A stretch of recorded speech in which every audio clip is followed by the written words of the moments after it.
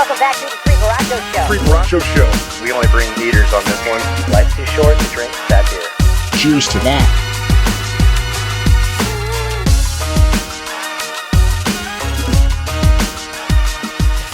Heyo, welcome back to the Three Borrachos Show. I'm your host, Aaron, and with me today.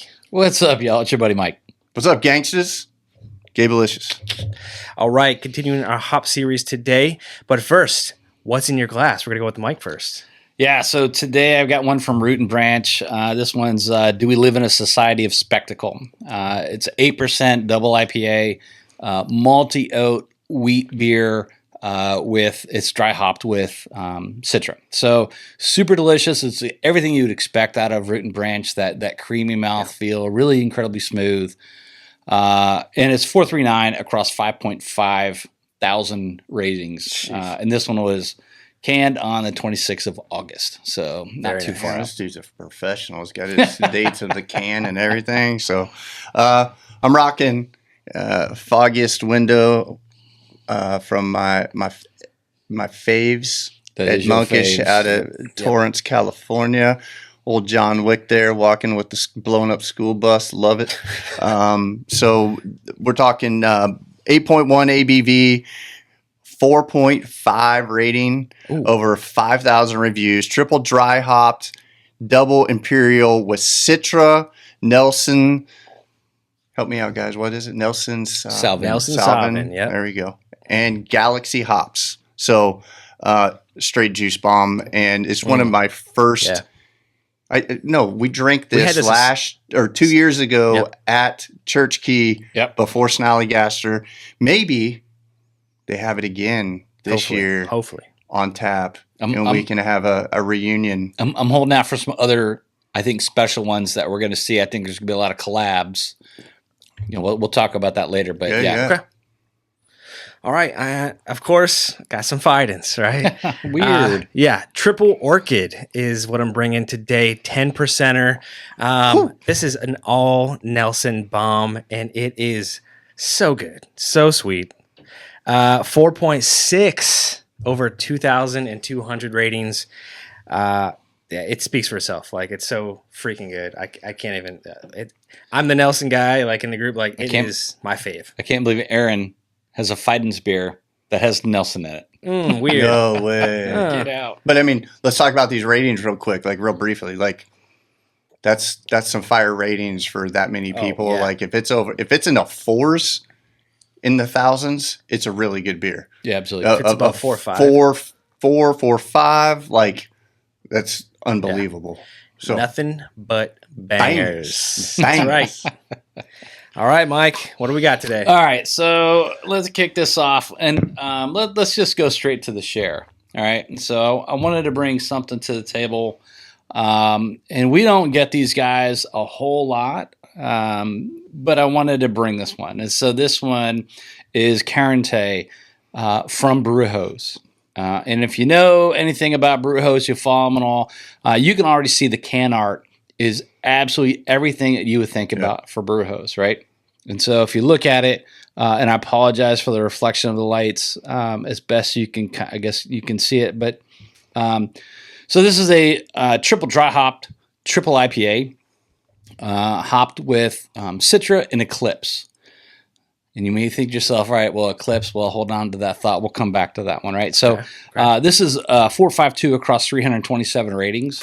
And so I think that this one is going to be super delicious juice bomb. And so with that, and we're going to talk about Eclipse hops here in 1 second as well, but I want you guys to kind of get this. Creamy I want you guys deliciousness. Look at that. Start to kind of get some flavor profile here before I start talking about the hop. But yeah. Cheers, Borrachos. Cheers, All right. Borrachos. Cheers.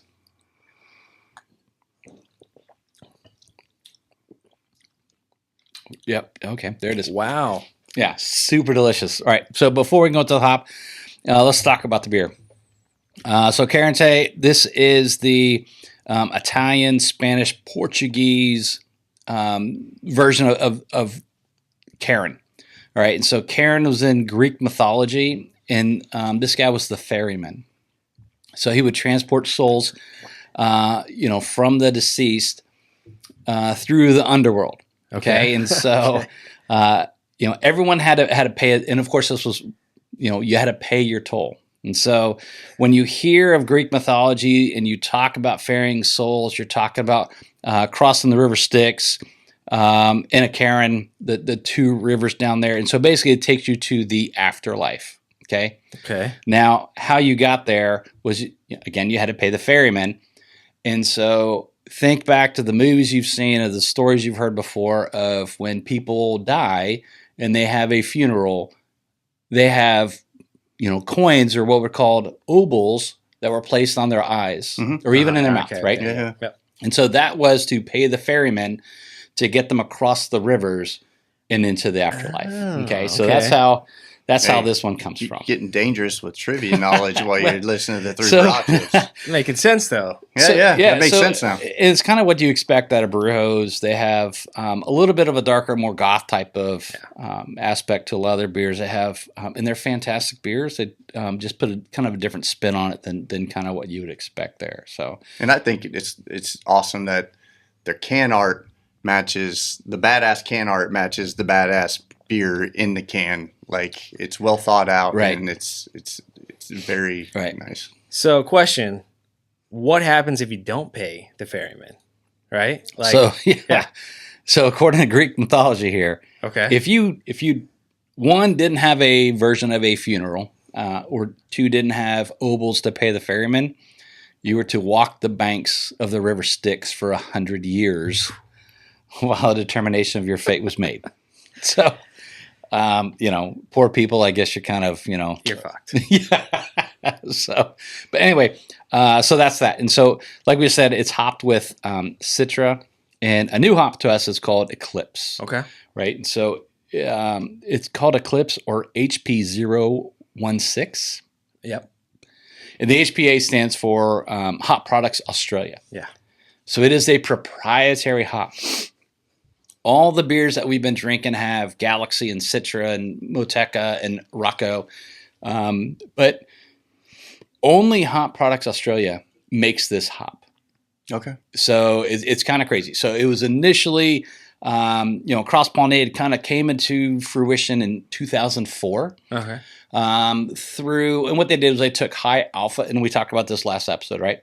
They took high alpha acid hops, an Australian strain and an American strain, and they definitely did not say exactly which ones they used, but they took those high alpha strains, cross-pollinated them, and that's how we got this. Okay. So first, cross-pollinated 2004, commercially produced and available in 2020. So we talk about hops. This is a really kind of a baby hop. Yeah. I did find it's going for about $3.50, just to square that up, for like 2 ounces of hops. So it didn't appear to be excessively expensive, but I just thought that was kind of neat that you can go on the website and order up hops if home brewing is your thing or whatever, right? So, absolutely, yeah. As for the profile, this is a dual purpose hop. Okay. So we talked about that last week. You're going to use it for aroma and taste, and or bittering, right? And so if you're using this one, you go high doses to get that aroma and the taste in there. Mm-hmm. Okay. And what you should be getting out of this one is sweet mandarin. Okay. Zesty citrus peel. Okay. And then also some fresh pine. Interesting. All right. So, because I have a note that I think deserves to be in there, but we can talk about that.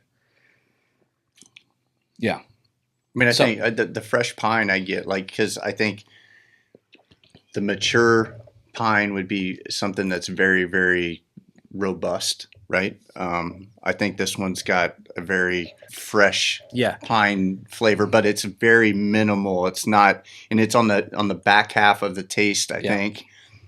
So, yeah. Yeah, I mean, I guess the pine is there, and just like Rocco, it was kind of in the back. It's in the background, right? Absolutely. When I first smelled this, it smelled like flowers to me, right? Very floral. Very floral. Right. I mean, when I drank it, yes, I started to get a little bit in the mandarin. a little bit of a little citrus in there. But that floral aroma at first, it threw me off because I was like, this smells like a bouquet of roses for some reason. I don't know why. Yeah. So in this, the important thing to remember here though is that if you want to use it for bittering, you're going to get more of that pine. And it's going to be used more and more in West Coast IPAs, right, just to pull that pine out of it, right. And so in this case, because it's a triple dry hop hazy IPA, you're going to use it for much more for the aroma and the taste. Okay. So that's kind of where it comes from. So yeah. So this is HPA 016. 016. That's interesting that only that company makes it. That's very interesting because with New Zealand hops, like, yes, it did have a designator. I can't remember what it was, but all the different farms make them. Like, they grow them. And you're saying that this one company... That's because they took American hops, and they were the ones that just did the cross-pollination and kind of the roulette of like, hey, man, we're either going to hit or miss right here. And it has the little R for registered on it. So initially, and I was trying to cross-reference it across Yakima Chief, right? And I was trying to see if there was anything going on in Washington State or up in British Columbia, but there's nothing there. Yeah, this is only grown in two regions, and so it's in the Victoria region of Australia, which is northeast of Melbourne, and in Tasmania. Okay. Nice. Okay. And so in that Victoria region, there's some high ranges there, which are perfectly suited. They get a great amount of rainfall, and they're just perfectly suited for hops. And so that's probably that rocky. What did we call it last time? The drainage. Oh yeah. Water drainage. Yeah, absolutely. Yeah. So I'm sure it does have a high silt content that kind of helps out with drainage. So yeah. Okay. So that's an interesting hop. Yeah, I like it. Yeah, dude, I'm digging this. I would have never thought about it, except for I got this beer, and again, it's incredibly rare that we get a Borrachos because it's super hard to get. So these guys are out of Portland, Oregon, so it's very hard for us to get these. But when this comes through, and normally it's going to be a triple dry hop, triple hazy IPA. It's Citra, it's maybe some Galaxy in there. You don't really expect any of the West Coast Cascade or any of those kind of hops in there. But, when it was at Eclipse, I was like, okay, well, I've never heard of this. Where are we at? So, right. Yeah. Borrachos is out of Cali, right? No, Portland, Oregon. Really? Yeah. Oh, man, I thought they were out of Cali the whole time. No, they're kind of out there. Yeah. Portland, Oregon. Yeah. Which you don't see a whole lot of breweries come around the Oregon area, like big ones around here, like on the East Coast. Yeah, like you might get Great Notion. That's about. Oh yeah, that's right. Yeah. That's about as, but they're pretty big. I think if we were in Portland, we would not want for good beer. Yeah. Oh yeah, for sure. It's it's kind of like up in Vermont in those areas. Okay. Like where you've got. There's plenty. The breweries are plentiful. That's brewing phenomenal. I mean, there's places in Vermont and in Portland, Oregon. I'm sure that we've never heard of that are pouring phenomenal beers that we've. Oh, absolutely. Absolutely. Yeah. So all right. So for our first proprietary hot beer, okay, Gabe, let's go ahead and rate this one. What do you think? Yeah. So this one's. I can't believe how freaking smooth this thing is. Like, what was the ABV on this? 10. So this thing is phenomenal in my opinion. Like, I really, really, really like this beer. With that being said, I'm going to go 4.78. That's pretty high for me. Yeah. Okay. I just dig the smoothness. I love the flavors, like the flavors on the front end, and then it kind of finishes with that little bit of piney taste to it. And it's got all the characteristics of a good hazy, in my opinion. So 4.78 is where I'm at. And I'm right there. I'm at a 4.79. Okay. Wow. Yep. I loved it from the first time I smelled it. Yeah. And the whole way through the taste, like it's got a little bit of everything and kind of unique, but it's right there. It's smooth. I like it. Yeah. For a triple. Yeah. 10%er like this. You could get riggedy wrecked on this thing.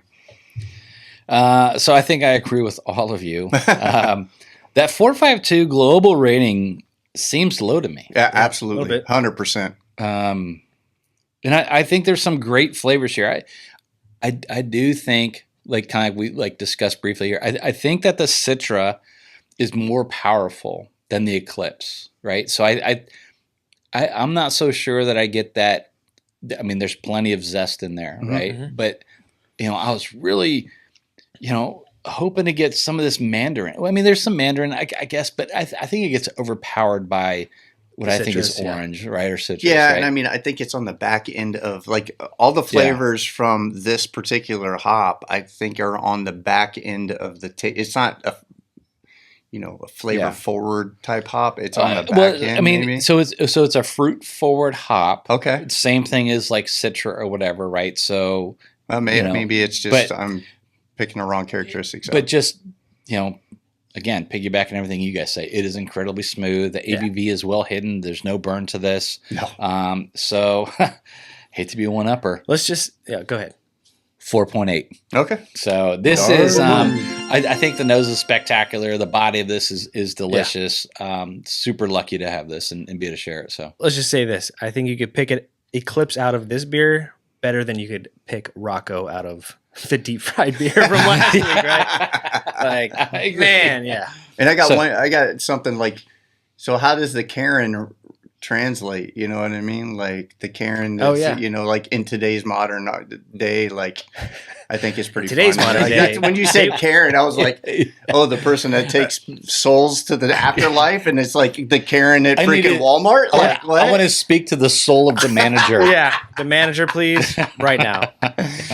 No, as soon as you said that, I was like, I have to make a Karen comment because that's too easy. Like you left that up on the net, dude. Yeah. So great beer. Appreciate having that one here today. So Eclipse, you said that it was cross-pollinated from American hop, and what hops did they cross-pollinate So they didn't say, which Australian hop they used, which American. They just said it was from high alpha acid hops, but there's some lineage there, right? And so, one of the ones they talked about was called Fugler, right? It is Fugler. But it is a British hop that's used for aroma. It gives you kind of earthy, woody notes, right? Other things was Brewer's Gold, right? And that was used for bittering, and so that's why when you talk about using a beer for bittering, you want it to rinse clean. All right, not really linger, especially if it's going to be bitter. Right. Excuse me. There's plenty of British bitter beers out there, right? But you don't want that to linger with this hop. So that's where that one comes from. Then there's Comet, and so Comet, So Comet it's funny. It's called the Wild American, and that gives you lots of notes of grapefruit. Mm-hmm. And some citrus and all that kind of good stuff. And then lastly was the Pride of Ringwood. And so this is a very high alpha acid hop. That's an Aussie hop. Okay. And so that was one of the, the key contributions to this as well. So although they didn't say the two hops that, what they did was, identify that lineage that all these came from. So, yeah. So it's crazy with all the high... So last show we learned about the high acids, right? Used for like the higher the acid, the more bittering, right? And it's crazy because that I didn't feel like it was, but I guess it's all about the dose, right? Right. So but it's a dual hop, dual use, right? Yeah. And so, in the hop, I mean, we're talking like 19%. For the alpha acid, in comparison to citrus, citrus is only like 11. Right. Right, and so that's where that really comes in. And so theoretically, it should pull out more of that aroma and that taste than the citro, just because of the high alpha acids. because you're using it for that fruit forward for the aroma and the taste. But maybe not so much in this one, but still. Yeah, I mean, it did its job in that beer. Oh, it's fantastic. Yep. Freaking phenomenal. Yeah, it was good. All right. You guys ready for the next beer share? Yeah. What All right. So I'm going to tell y'all right now, I'm going to F. Oh, God. This name of this beer. Who's letting the POL guy read things? Yeah, POL dude fucking reading big words. Let's hear it. Amidst a metaphorical psychobabble. I didn't screw it up. Oh, my God. Anyways, Burial. This was a gift, a care package from the legend. The legend. The one Chris and only. Campbell. 10% Burial. This thing's 10%. yeah, All yeah. right. Triple New England IPA, double dry hopped, boys. Strata, Citra, Nelson, Enigma. Interesting. Right? And going along with the show's traditions, right? Like pretty much we're going to go, this one's a little less than what we have on this show today, but 449 over 2.8K reviews. No, still. It was a silver medal winner, number 2 hazy IPA in North Carolina per the Untapped Awards for 2025. 2024 gold medal winner. Dang. Number 1 North Carolina triple New England IPA. Not too shabby. All right. So that's saying a lot. So North Carolina makes some good beers. yes. Right. And then consistency. So I got it. Go gold to silver. I got it. But still, you're coming to the plate every single year. That's awesome. Yep. So this thing, if you look it up on Untapped, there's a lot of, I was amused by the Burial description of the beer, because you want to talk about big words, people. They put it in the description of this thing. I was sounding like a stuttering fool on. Wasn't it egomaniacal? Egomaniacal. Some tongue twisters. I cannot get that out of my mouth. You want to drink today, 3 triples in a row and then try to say that? Yeah. But yeah, so this one, let's see what it does, boys. All right. Cheers, y'all. Cheers.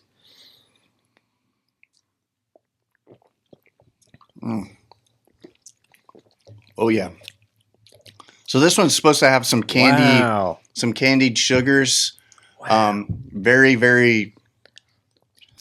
That's fucking good. It hit me like so hold few on. ways there. Wow. That thing threw like a freaking knuckleball at us, man.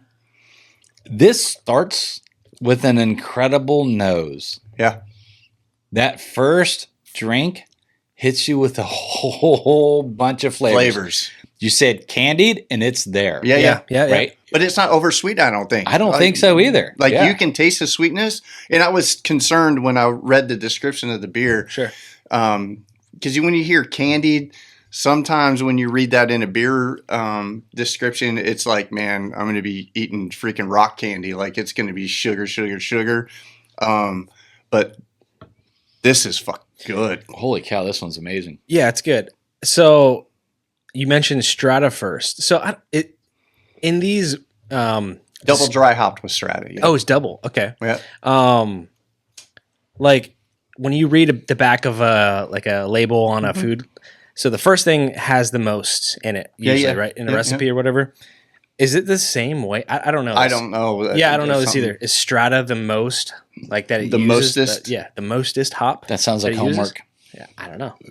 Aaron's goddamn. We expect a one-page book report. Yeah, employee of the month. Damn it! Well, I'm just gonna ask AI. So.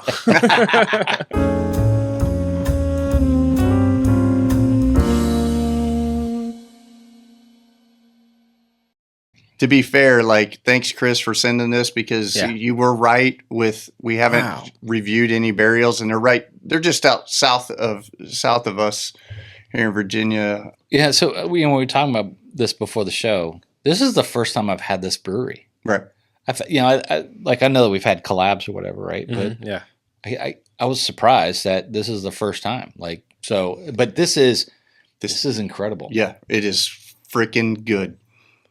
Well done, Chris. Thank you, bro. I just can't get over, like, wow. Okay, guys, this is a show for the the record books right I here. gotta think about this rating. There's loads of bangers. All right, well then, it's good. So I'll kick us off on the ratings then. So the whole way through, this one is just absolutely stellar. Like I said, nose, the first drink, mouthfeel, how it washes down.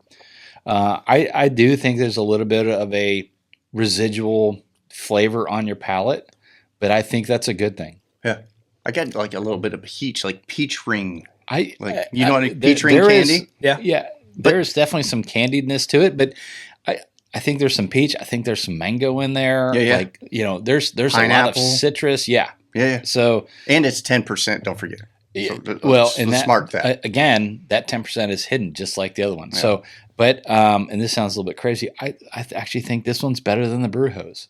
So I'm gonna go 4.82 on this one. Okay. Because I think this one is. I'm telling you, like I could sit. Yeah. And watch a baseball game and drink this beer and love every minute of it. Yeah. And then try to go get a second one. Thanks, Chris. Yeah. Try to go Appreciate get a second brother. one and stumble to the fridge to get it. Man, like at first I was gonna rate it lower, right, than the Borrachos. But the thing is, like in most of the really banger beers I drink, you're really getting a blend, and you can usually pick one, maybe two things out of it, and the rest is kind of just like I don't know, it's just saturation, right? This, like I said, it hit me from like different, like all over the place. I could hit tropical, like floral, like I could hit all of the stuff, right? Citrus. So I don't know, like I feel like that deserves a little bit more of a bump. So yeah, I'm gonna go 4.8. 4.8 for me. So for me, I'm just super disappointed in the 2,800 people that said this beer was a 4.49. Like, I agree. I think that's what beer are you drinking that's like better? Like seriously, like this thing, like in North so Carolina? When I say peach ring candied, I'm not talking about like a sugar bomb that your freaking saliva glands are just going nuclear trying to like it's not a sugar bomb at all. Because we can all admit, we've all had IPAs that are sugar bombs. This thing is very balanced. It is very, beyond smooth. Yep. And with all the flavor profiles like you talked about, Aaron, like it's phenomenal. Yeah, so I'm going, it's hard to say. Wait for it. 491. Holy moly. Boy. It's fucking good. Thanks, Chris. Dude. Fantastic. I mean, like, to be able to share a beer like this, and actually to share both these beers, and then looking around the table at everything that's in the glass that we still have to finish. Yeah, like, this is a freaking bomb, and I haven't even been able to touch it because of these tasters we got. So. And it's Tuesday. And it's a Tuesday. I got to work in the morning. But we live in a world of Tuesdays. Though. Yeah. But this is our world. This is Three Borrachos. Oh, no. We have to try new beers that taste amazing. Shoot. I feel so bad for us. Wake up in the morning and hit reset, Groundhog Day. And we work from home. Yeah. So it's not really a big challenge. It's a beautiful thing. Lately I have been. Yeah. Okay. Well, wow. What a show. Let's get into any closing comments. You can't get better beers for one show, boys. Like, dude, we've had some shitty beers on the show, like around the tables, and this one makes up for it right here. Nothing but bangers, baby. Yeah, nothing but bangers. All right. We do have a short coming up with Studley Brewing that we went down in Chesapeake and visited. Phenomenal brewery. Look for that. It's going to be great. Great guys. Baseball, great location. Baseball. Great food. Great beer. Everything about it. Yeah. But with that being said, hey, life's too short to drink bad beer. Cheers, y'all. Cheers.